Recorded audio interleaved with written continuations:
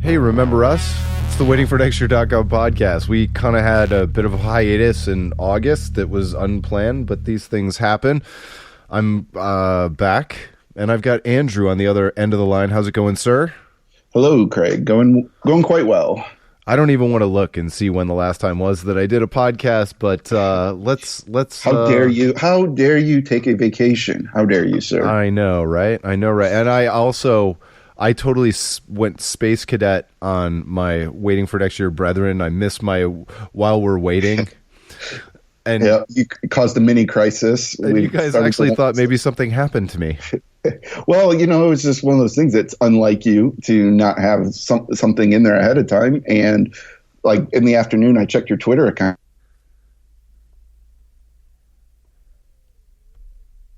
I started to think, I was just like, what if something happened? Thankfully, nope, you were fine. Alas, I was fine.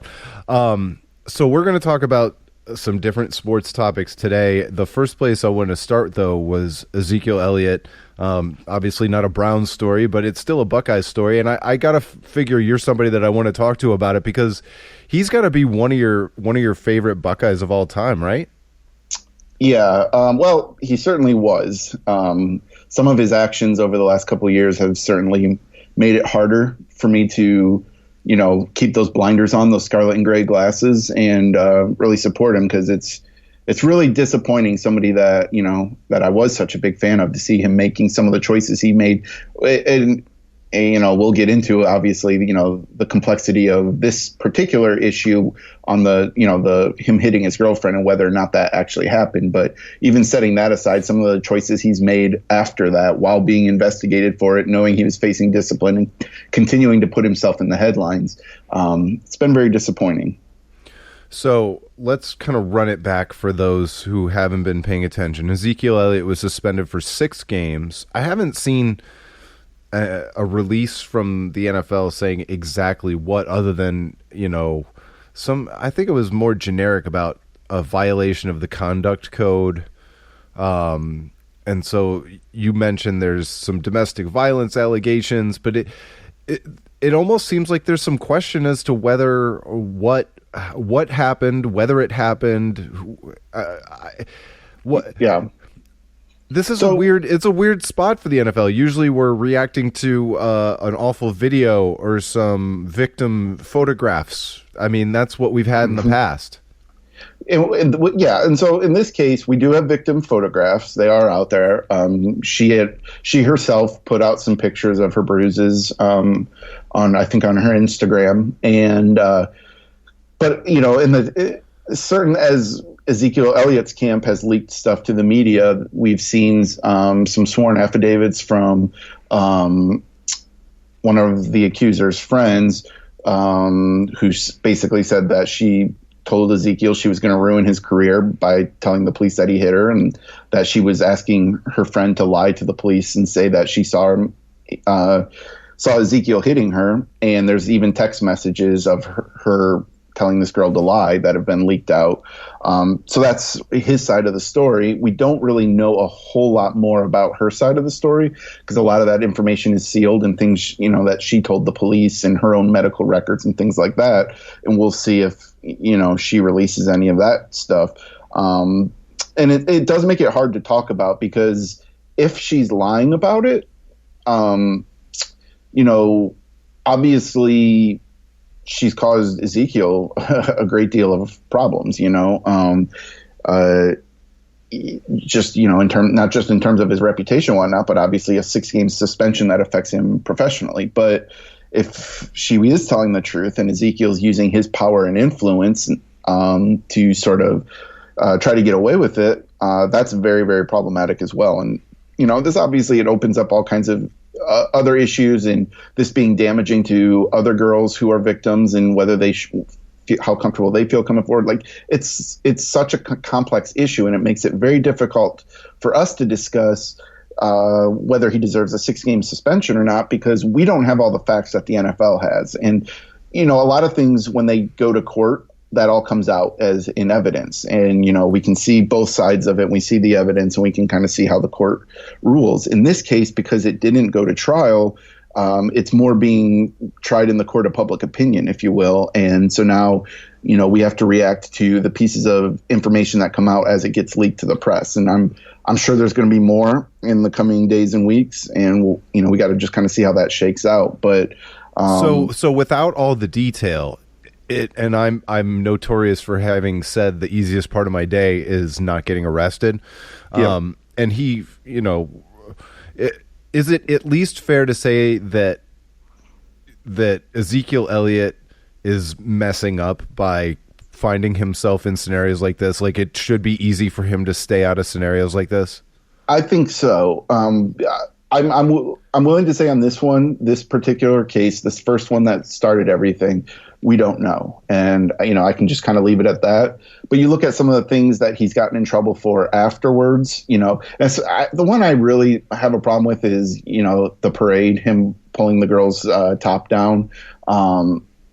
You can say, I've seen a lot of people say, well, she was laughing about it, she didn't really care. I don't think that's really the point. I think when you already know you're being investigated for this, whether you did it or not, you're being investigated for it.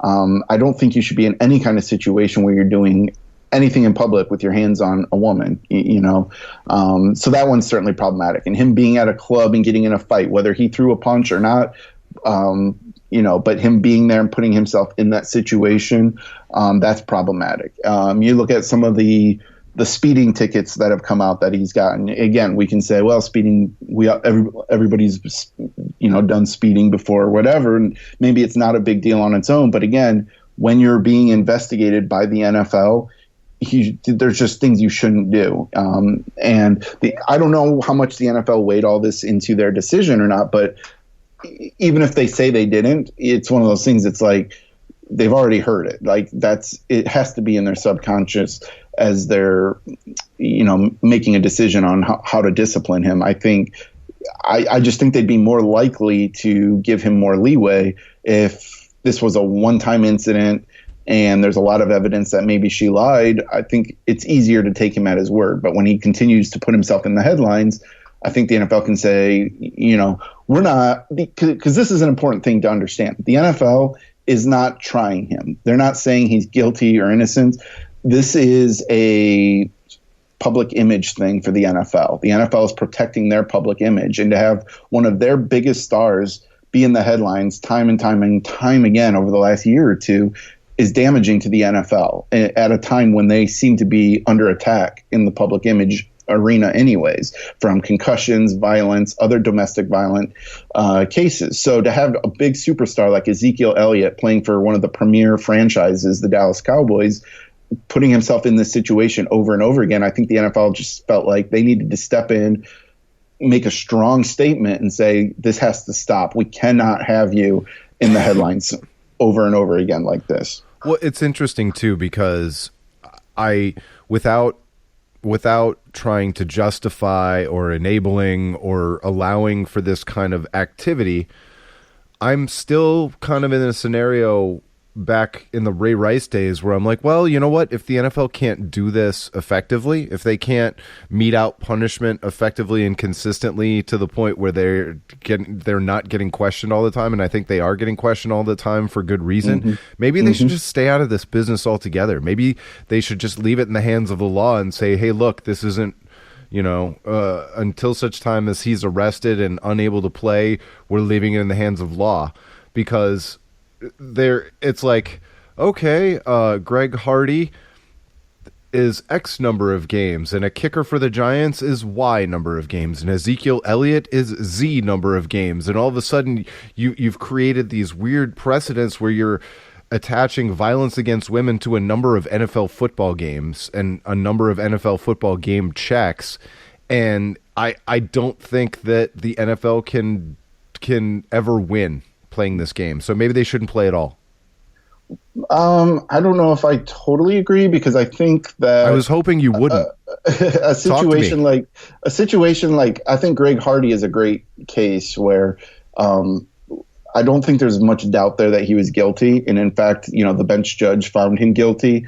And then he's sort of manipulated the justice system to basically pay off the victim. And she went away. And as a result, when they went to the jury trial, she wasn't there to testify, and they couldn't bring charges against him. So in that case, he could go back to the NFL and play in the NFL. And if they had that policy that they can't discipline at all, you're going to have this guy playing in there right away from day one without any kind of discipline from the league. And I don't think the league's going to win that fight either. I think they have a better chance of winning in the court of public opinion by coming out strong against people, regardless of the court system. And I understand that this also, I've talked to some friends who have made the counter argument that this is enabling people to make up stories about these guys and making them targets, that it makes it easier for them to say, you know what, screw this guy. He doesn't, he whatever, broke up with me or whatever. I'm going to get revenge.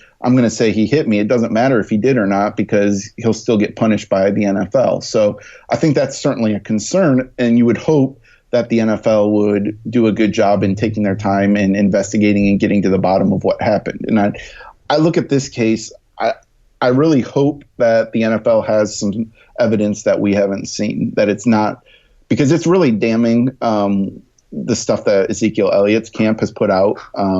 It really makes it look like this girl's set out to lie about it. But I just want to continue to stress, we haven't really heard much on her side. We saw her initial Instagram post with the bruises was out there, and I think that has since been deleted. And that's really about all we know from her side. But we know the NFL met with her several times, so her point of view is out there. So I just think that the NFL has to protect themselves to some degree. And I think if you're not an Ohio State fan who has conflict of interest, if you will, or a bias in wanting to a vested interest. Yeah. I think if you're just a neutral fan, I think you actually support the NFL coming out strong against Ezekiel here.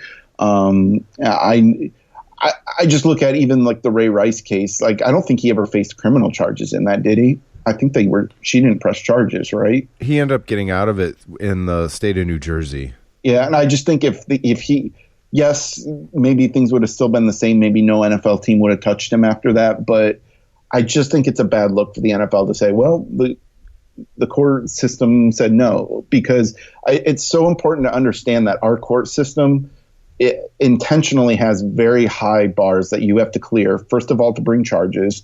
And then if you do bring charges, you still have that extremely high bar of our presumption of innocence, that you have to prove beyond a reasonable doubt that somebody's guilty. The court does not find people innocent. It just finds them guilty or not guilty. And that legal system is set to protect us and to protect the innocent.